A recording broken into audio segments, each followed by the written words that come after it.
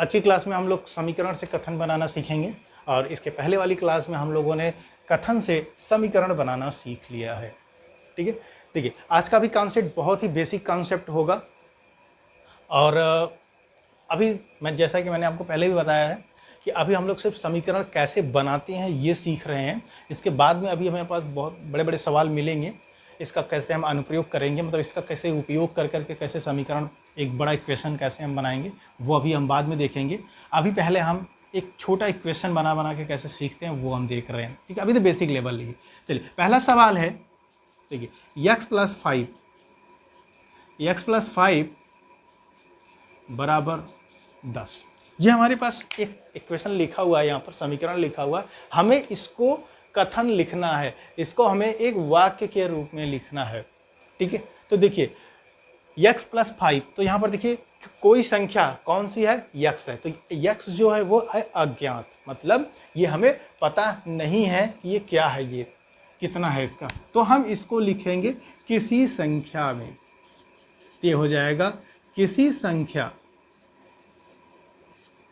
ठीक है, क्या हुआ है, प्लस 5, किसी संख्या में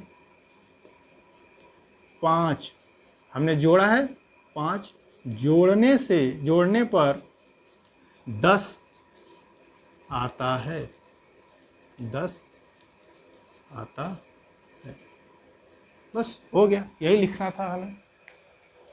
हमने इस कथन से इस समीकरण से ये कथन लिखा। देखिए क्या लिखा हमने, x अज्ञात है, ये पता नहीं है, तो किसी संख्या में 5 जोड़ने पर 10 आता है। ये हो गया समीकरण।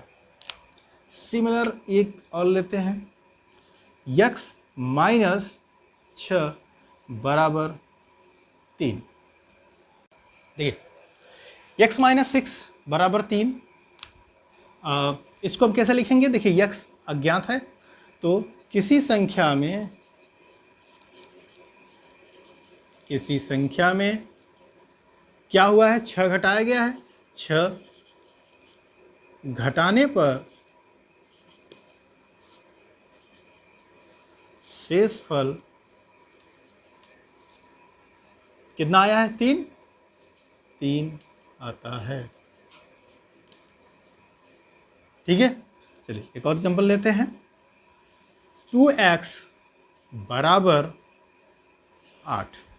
ठीक है, सिंपल लिखा हुआ है, बहुत ही सरल है, ये भी मैंने एकदम बिल्कुल सिंपल लिया है। 2x बराबर 8, इसको कैसे लिखेंगे, किसी संख्या का, देखिए ये संख्या ज्ञात नहीं है, तो यहाँ देखिए 2 से गुणा हुआ है, तो किसी संख्या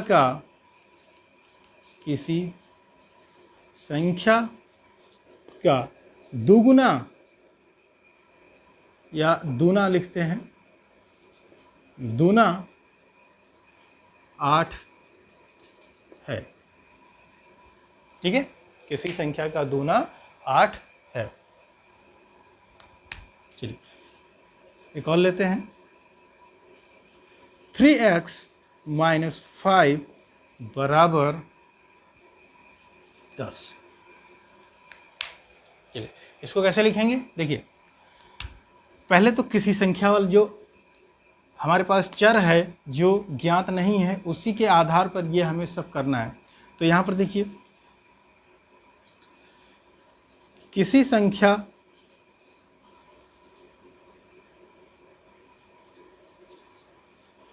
के 3 गुने में से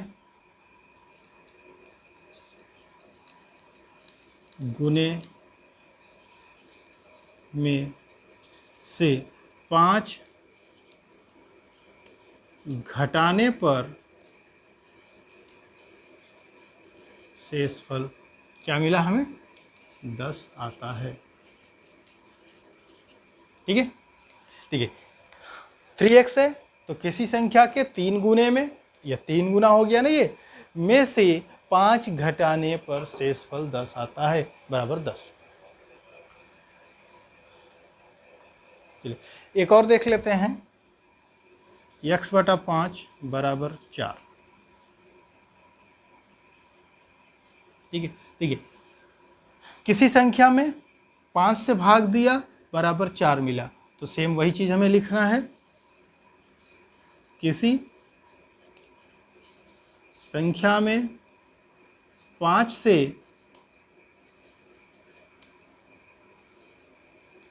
भाग देने पर भागफल 4 आता है। ठीक है,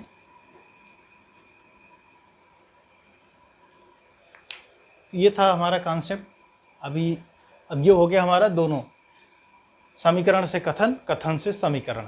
ठीक है, अब थोड़ा सा, अब जब जो भी हमने अभी इतना पढ़ा, इससे रिलेटेड कुछ सवाल हैं, अब इनको कंबाइन करते हैं। अभी देखिए सिर्फ एक एक कथन था, तो अब थोड़ा सा और इसको हम एक्सप्लेन करते हैं, थोड़ा सा इसका उपयोग करके कोई क्वेश्चन सॉल्व करते हैं, कोई क्वेश्चन बनाते हैं, फिर उसको सॉल्व करते हैं। ठीक है, वो अब देखते हैं नेक्स्ट क्लास में।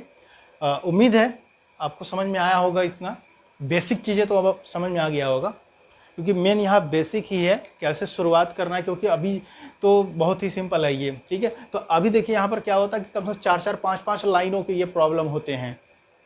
ठीक है, जब 4-4, 5-5 लाइनों की जब ये प्रॉब्लम आएंगे, तब हमें तो यही नहीं समझ में आता है पहले कि हम शुरुआत कहाँ से करें, हमारा इक्वेशन कौन सा है, इसमें कौन सा ज्ञात है, कौन सा ज्ञात नहीं है। लेकिन अगर आप एक बार ये आपको क्लियर हो जाएगा कैसे हम समीकरण को बना रहे हैं, तो अभी हम इससे थोड़ा सा 2 कथन वाला अभी सॉल्व करेंगे।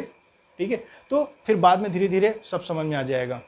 ठीक है, तो अभी इतना ही, और अगर कोई डाउट है, कोई कन्फ्यूजन है, तो आप कमेंट से ज़रूर पूछिएगा इसमें। ठीक है, लेकिन थोड़ा सा पहले होमवर्क ले लीजिए।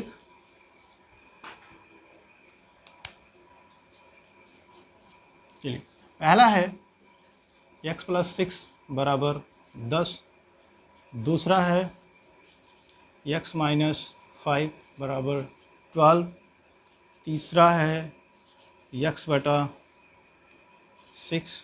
= 4, चौथा है सवाल। देखिए अभी देखिए मैंने x लिया था, मैं यहाँ पर p ले लिया, 2p = 10। ठीक है, तो देखिए मैंने आपको बोला था फिक्स नहीं है, x हम ले सकते हैं, कुछ भी ले सकते हैं।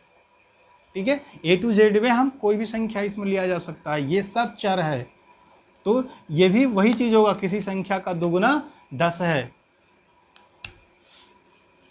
ठीक है, तो 2p / 3 = 8। ठीक है, चलिए इतना है। आप इसको कथन में लिखना है आपको, और 5 सवाल हैं, कथन बना के आपको लिखना है। देखिए यहाँ पर थोड़ा सा मैंने कुछ अलग तरीके से आपको दे दिया है, प्रयास कीजिएगा, बता देता हूँ मैं, लेकिन आप खुद से प्रयास कीजिएगा। देखिए यहाँ दुगुने में 3 से भाग दिया गया है। ठीक है, तो किसी संख्या के दुगुने में 3 से भाग देने पर 8 आता है। ठीक है, चलिए ये हो गया हमारा। तो समीकरण से कथन बनाना आप जरूर बताइएगा इसको। मिलते हैं नेक्स्ट क्लास में। अब थोड़ा सा कुछ एग्जाम्पल लेते हैं वर्ड प्रॉब्लम का। ठीक है, थैंक यू, मिलते हैं नेक्स्ट क्लास में।